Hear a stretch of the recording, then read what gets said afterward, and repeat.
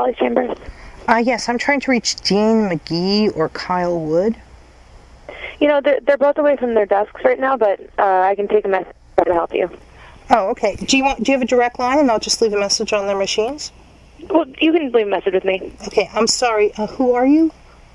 My name's Allison. I'm another clerk with the judge. Oh, okay, Allison? Okay. I sent an email to Kyle Wood, and I need to make sure that it gets to the judge. So, first of all, what case is this?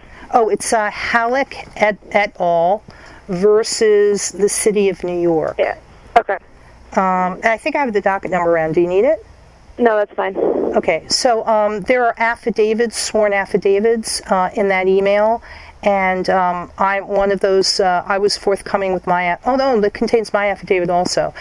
So if you would just touch base with Mr. Wood and have him give me a call back. I understand you're humble public servants. You're doing the best you can. No stress, no pressure, at your earliest possible convenience. Okay? So the issue, you just want to confirm that he received an email? No, I want to do a little bit more than that. I'm a federal witness, and unfortunately I was unwarranted. I was physically assaulted yesterday as I was trying to leave the courthouse and go home, and it was a retaliatory gesture by the court security officers who tend to be off-duty police officers, because I caught a police officer lying.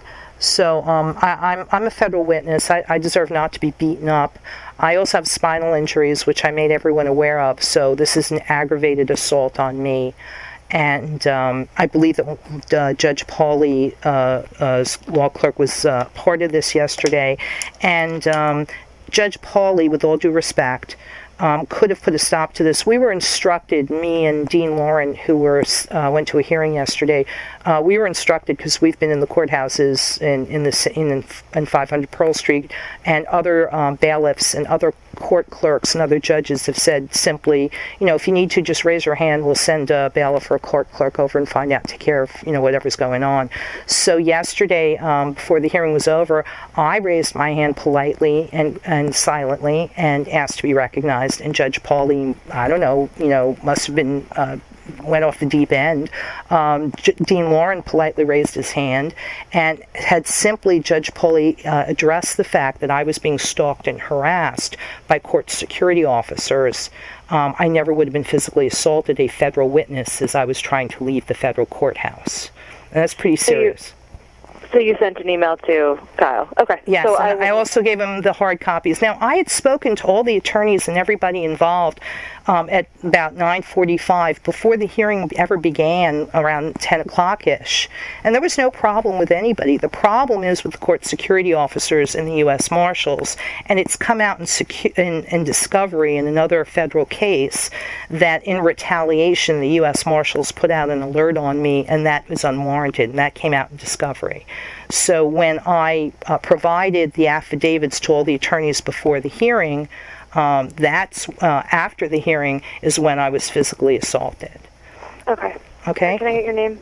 Sure, it's on the email. It's Lidya, and the last name is Radin, Radin.